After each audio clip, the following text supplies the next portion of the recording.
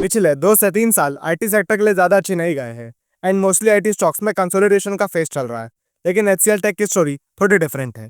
जैस स्टॉक ने last 1 year में 40% से ज्यादा के रिटर्न्स दे दिए थे, लेकिन रिसेंट करेक्शन के फेस में ये स्टॉक फिर से अपने ऑल टाइम हाई से मोर देन 15% डाउन है। लेकिन क्या राइट टाइम है अभी इस स्टॉक में इन्वेस्ट करने का, और क्या ये स्टॉक लॉन्ग टर्म में आपको अच्छे रिटर्न दे सकता है? इसी सवाल का जवाब जानने के लिए वीडियो को पूरा देखना, क्योंकि आज के इस वीडियो में हम एचसीएल टेक्नोलॉजीज का डिटेल्ड एनालिसिस करने वाले हैं, जिससे आप ये जान पाओ कि ये स्टॉक आपके लिए सही है भी कि नहीं। तो बिना कोई टाइम वेस्ट किए वीडियो शुरू करते हैं।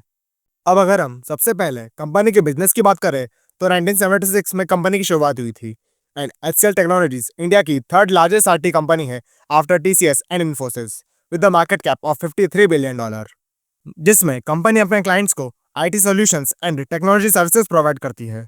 अब बात करते हैं कंपनी के बिजनेस मॉडल की। कंपनी B2B बिजनेस मॉडल पे ऑपरेट करती है एंड मेनली 4 बिजनेस सेगमेंट से रेवेन्यू जनरेट करती है। इस सेगमेंट में कंपनी एप्लीकेशन डेवलप और मेंटेन करने के साथ साथ आईटी इंफ्रास्ट्रक्चर और कंसल्टिंग सर्विसेज ऑफर करती है। इस सेगमेंट में company digital transformation, AI, data analytics जैसे एरियाज के लिए सॉफ्टवेयर प्रोडक्ट्स और प्लेटफॉर्म्स डेवलप करती है और उन्हें सब्सक्रिप्शन या लाइसेंस मॉडल के थ्रू क्लाइंट्स को सेल करती है। इस सेगमेंट के अंदर कंपनी ऑटोमेटिव और एरोस्पेस जैसी इंडस्ट्रीज के लिए सॉफ्टवेयर लेड इंजीनियरिंग और डिजिटल टेक सॉल्यूशन डेवलप करती है।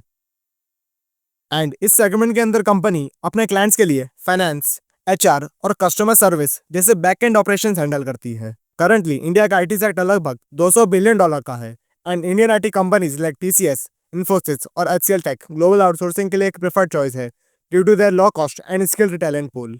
आज इंडिया में 1700 से ज्यादा ग्लोबल कैपेबिलिटी सेंटर्स है, जिससे FY24 में $64 बिलियन का रेवेन्यू जनरेट हुआ है।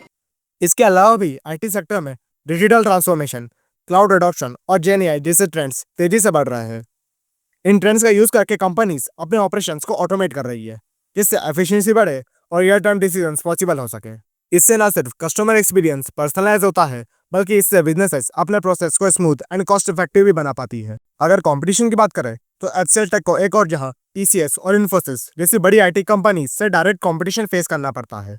इसके अलावा भी कंपनी को मिड कैप आईटी फर्म से भी काफी कंपटीशन मिलता है और ग्लोबल लेवल पर भी एचसीएल टेक को एक्सेंचर और कॉग्निजेंट जैसे प्लेयर से डायरेक्ट कंपटीशन मिलता है।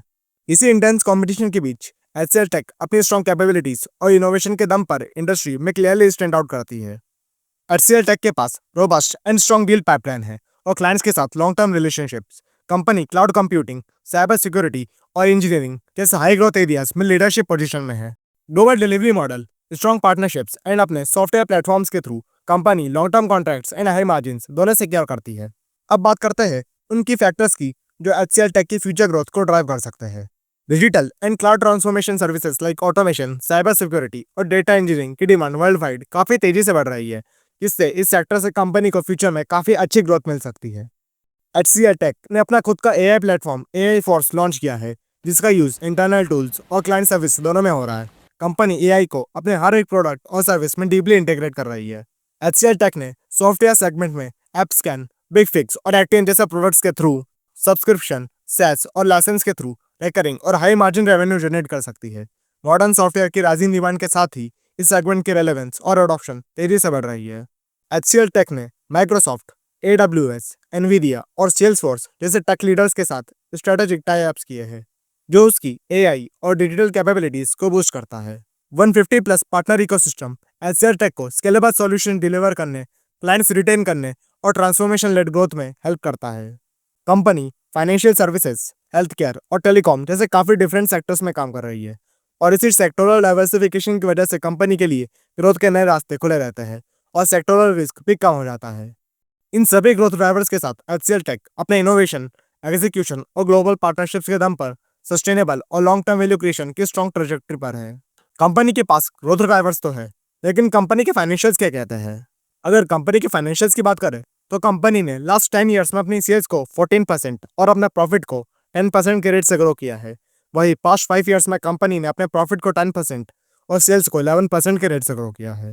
कंपनी ने एक्स्ट्राऑर्डिनरी ग्रोथ नहीं दिखाई है, लेकिन काफी कंसिस्टेंट रही है प्रॉफिट एंड सेल्स की ग्रोथ।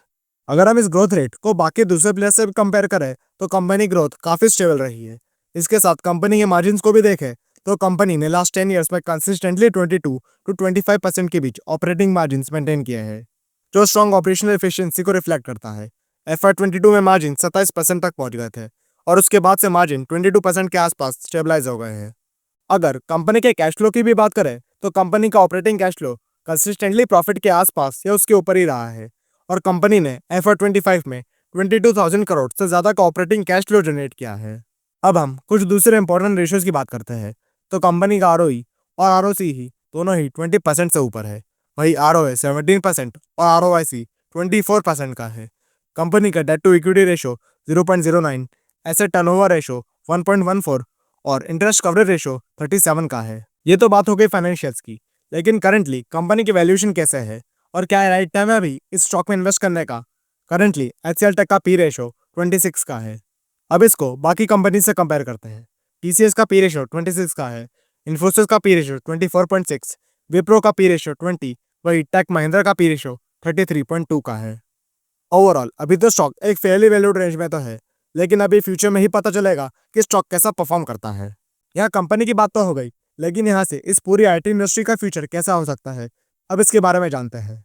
कोविड-19 के बाद से ही ओवरऑल पूरी IT इंडस्ट्री में काफी चेंजेस आ गए हैं और स्पेशली AI के आने के बाद से पूरा IT सेक्टर में अनसर्टेनिटी काफी बढ़ गई है। लेकिन इन अनसर्टेनिटीज के बावजूद ओवरऑल पूरे IT इंडस्ट्री का फ्यूचर अगले 5 से 10 साल के लिए काफी ब्राइट और प्रॉमिसिंग लग रहा है। एक्चुअली इस फैक्ट के पीछे बहुत सारे रीजंस हैं। सबसे पहले बात करते हैं इंडिया की। आज इंडिया का हर एक मेजर सेक्टर एक डिजिटल और सस्टेनेबल ट्रांसफॉर्मेशन के दौर से गुजर रहा है। फाइनेंशियल सर्विसेज में AI, ML और फिनटेक की मदद से बैंकिंग को स्मार्ट और कस्टमर फ्रेंडली बनाया जा रहा है। मैन्युफैक्चरिंग सेक्टर में रोबोटिक्स और IoT के थ्रू एफिशिएंसी बूस्ट हो रही है। हेल्थ केयर सेक्टर में AI diagnostics, robotic surgeries and telemedicine से टेक्नोलॉजी का यूज बढ़ता जा रहा है। और टेलीकॉम इंडस्ट्री 5G से 6G की रेस में है और डिजिटल इंडिया के थ्रू हर कोने तक कनेक्टिविटी पहुंच रही है। रिटेल सेक्टर में भी ऑनलाइन ऑफलाइन का मिक्स, AI पर्सनलाइजेशन और ई-कॉमर्स का काफी क्रेज है। पावर और ग्रीन एनर्जी सेक्टर में भी renewable energy, grid optimisation and energy efficiency technologies जैसे एरियाज में IT सेक्टर का काफी यूज है। ओवरऑल इन सभी सेक्टर्स में IT का काफी इंपॉर्टेंट रोल है और IT सर्विसेज का यूज इन सभी सेक्टर्स में काफी तेजी से बढ़ रहा है। IT सेक्टर के अंदर भी पिछले 2 से 3 साल में काफी चेंजेस आ गए हैं और AI, cloud computing, machine learning, cyber security और डिजिटलाइजेशन जैसे ट्रेंड्स की वजह से इस सेक्टर की ग्रोथ और भी तेज हो गई है। ग्लोबली भी IT सेक्टर का फ्यूचर काफी प्रॉमिसिंग लग रहा है। अब कुछ नंबर्स की बात करते हैं। 2030 तक इंडियन IT इंडस्ट्री का रेवेन्यू $350 बिलियन तक ग्रो हो सकता है, जिसमें digital transformation, AI, cloud computing और ऑटोमेशन जैसे ट्रेंड्स मेन ग्रोथ ड्राइवर्स है। और ग्लोबल लेवल पर भी IT सर्विसेज का मार्केट अगले 5 साल में 5 to 6% के रेट से ग्रो हो सकता है और AI, cloud computing, cyber securities जैसे एरियाज में ग्रोथ और भी तेज हो सकती है। ये सब तो अच्छी बात थी कंपनी की, लेकिन कंपनी के अंदर कुछ नेगेटिव्स भी है जिसके बारे में बात करना काफी ज्यादा जरूरी है। तो अब इस कंपनी के कुछ ऐसे रिस्क एंड चैलेंजेस की बात करते हैं जिससे कंपनी को अच्छे से डील करना होगा। सबसे पहले कंपनी को कॉन्सेंट्रेशन रिस्क से डील करना होगा, क्योंकि कंपनी का 60% से ज्यादा रेवेन्यू अमेरिका से ही आता है।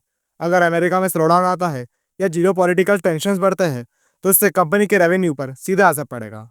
इसके अलावा भी कंपनी को क्लाइंट कॉन्सेंट्रेशन रिस्क से डील करना होगा, क्योंकि कंपनी का 30% रेवेन्यू टॉप 20 क्लाइंट से आता है। वैसे ये बाकी कॉम्पिटिटर्स से कम है, लेकिन अगर कोई भी क्लाइंट कंपनी को छोड़ता है या अपना बजट कम करता है तो इससे कंपनी के रेवेन्यू पर डायरेक्ट इम्पैक्ट होगा। HCL टेक को TCS, इन्फोसिस और विप्रो के अलावा भी टेक महिंद्रा और माइंडट्री जैसे कंपनी से काफी कंपटीशन मिलता है। कंपनी के लिए इस कंपटीशन से डील करना एक बड़ा चैलेंज होगा। आज के टेक वर्ल्ड में अगर इनोवेशन स्लो हो जाए तो गेम ओवर। HCL टेक्नोलॉजीज को कॉन्स्टेंटली नए सॉल्यूशंस, AI टूल्स और ऑटोमेशन में इन्वेस्ट करना पड़ता है। Outdated technology, high R&D cost and delay in client adoption, ये सब मिलकर कंपनी के लिए चैलेंज बन सकता है। Cyber attacks, AI based cyber threats और क्लाउड सिक्योरिटी ब्रीचेस, ये सब सिर्फ हेडलाइंस नहीं है, ये सब कंपनी के लिए थ्रेट है। और HCL टेक ने 2023 और 2025 में ऐसे कुछ चैलेंजेस भी फेस किए हैं। ये सब कंपनी के लिए चैलेंजेस है जिससे कंपनी को डील करना होगा, वरना कंपनी की रेपुटेशन भी डैमेज हो सकती है। इन सब रिस्क के अलावा भी कंपनी को high attrition, regulatory changes, competition from global companies, currency fluctuations जैसे काफी सारे रिस्क से कंपनी को डील करना होगा। अब इतने सारे रिस्क को समझने के बाद एक ऑब्वियस सवाल ये है कि HCL टेक अभी भी लॉन्ग टर्म के लिए अच्छी अपॉर्चुनिटी है या फिर इसे बेचना ज़्यादा अच्छा ऑप्शन होगा। अगर हम ओवरऑल देखें तो एचसीएल टेक एक फंडामेंटली स्ट्रॉन्ग आईटी कंपनी है जिसका रेवेन्यू कंसिस्टेंटली ग्रो हो रहा है, मार्जिन भी स्टेबल है और क्लाइंट बेस भी काफ़ी डाइवर्सिफाइड है। लेकिन कंपनी के ऊपर कुछ ऐसे रिस्क भी है जिसको कंपनी इग्नोर नहीं कर सकती, जैसे revenue concentration, cyber security threats और इंटेंस कंपटीशन जिससे कंपनी को डील करना होगा। अगर आप एक लॉन्ग टर्म इन्वेस्टर हो और आपका इन्वेस्टमेंट होराइजन कम से कम 5 साल का है तो ही ये स्टॉक आपके लिए एक सही ऑप्शन है। वरना शॉर्ट टर्म ट्रेडर्स के लिए स्टॉक थोड़ा स्लो मूवर हो सकता है, लेकिन लॉन्ग टर्म इन्वेस्टर्स के लिए एक रिलायबल कंपाउंडर भी बन सकता है, स्पेशली अगर आप पोर्टफोलियो में सेक्टोरल बैलेंस मेंटेन करना चाहते हो। ये वीडियो केवल एजुकेशनल पर्पस के लिए है और किसी भी टाइप की बाहर से रिकमेंडेशन कॉल नहीं है, तो किसी भी स्टॉक या म्यूचुअल फंड में इन्वेस्ट करने से पहले अपनी खुद की रिसर्च जरूर करना। वीडियो वैल्यूएबल लगा हो तो इसे लाइक कर देना और कमेंट करके जरूर बताना आपको एचसीएल टेक के फ्यूचर के बारे में क्या लगता है। और ऐसे ही स्टॉक एनालिसिस, म्यूचुअल फंड्स और फाइनेंस रिलेटेड कंटेंट देखने के लिए चैनल को सब्सक्राइब भी कर देना। नेक्स्ट वीडियो आप कौन से टॉपिक पर देखना चाहते हो कमेंट करके जरूर बताना। तब तक के लिए हैप्पी लर्निंग, हैप्पी इन्वेस्टिंग।